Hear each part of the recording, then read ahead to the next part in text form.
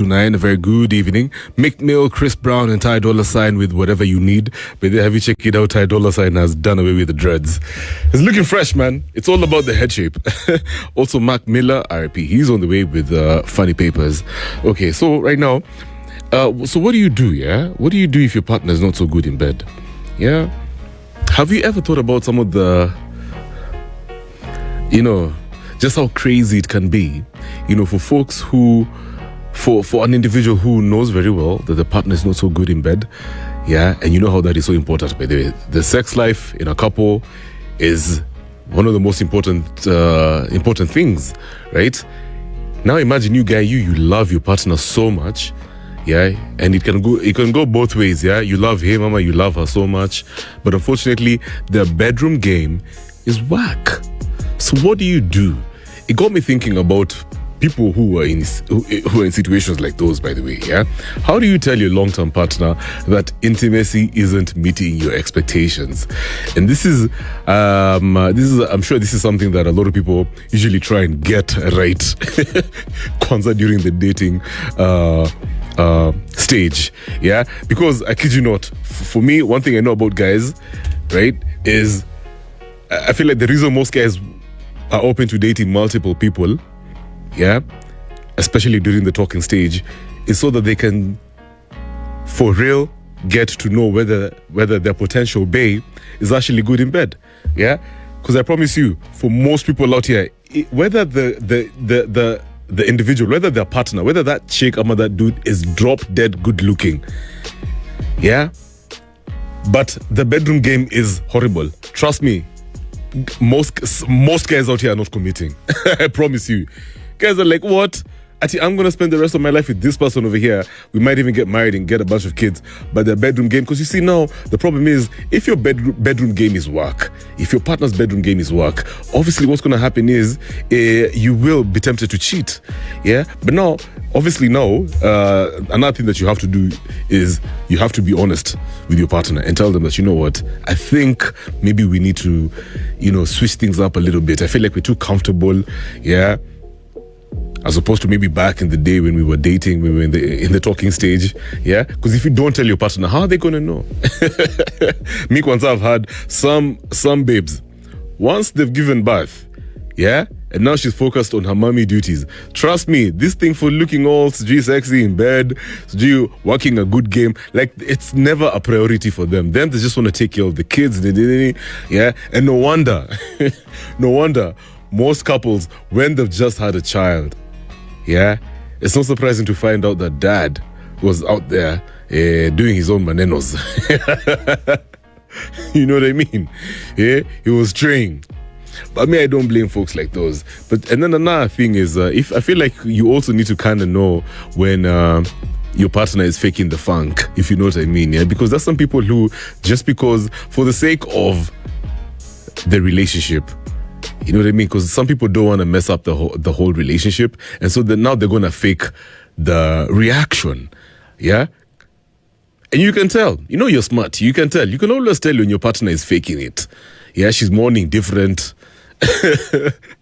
right? And even the way she looks at you, her bodily movements are so strange. But you're just like, up IV, apana. It is at that point when you're supposed to ask your partner for real, what's going on? Are you faking this thing? Am I not good enough? And she'll tell you the truth. If you're not ready to have those difficult conversations, yeah, then it's going to hurt the relationship in future. You guys might not stay for too long together. You cannot fake satisfaction for too long. Eventually, itakata. Your partner's going to be like, to hell with this thing. I can't handle it, babe. Apana maze. I've been faking that I've been enjoying this thing, and like, for real, it's horrible. No. It's horrible. Yeah? You need to dress better while we're in bed. Put on the lotion that I like. Yeah. Yeah? I'm going to change the bed sheets. I don't know. Do something. You have to improve your intimacy game with your partner. Yeah, and I feel like the best way you can do that is by communication. Start by telling your partner that maybe they're not living up to your expectations. It's your right.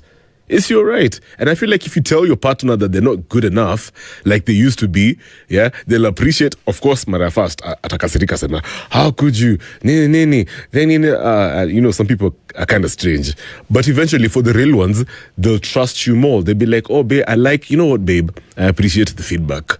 Thank you so much. What can I improve? And then you're like, okay, fine, babe. Me, I was thinking maybe you need to wear some lingerie. Yeah, I was thinking, And then me, I'll come with wine and chocolates. I was also hoping that maybe at least twice a month we can do like a staycation or whatever, you know, out here, and just to soup things up a little bit.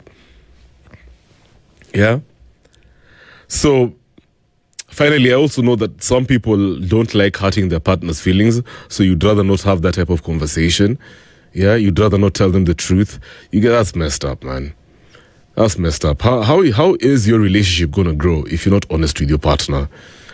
You know, because if this is somebody that you want to spend the rest of your life with, you want to help them continue to improve and continuously become a better version of themselves. Yeah, life is about growth. Yeah, and some of the things that they can improve, yeah, need your feedback. It needs your honest feedback. If you don't give them honest feedback and then now you end up cheating on them because they don't live up to your expectations, listen, you can't blame them too much, you know.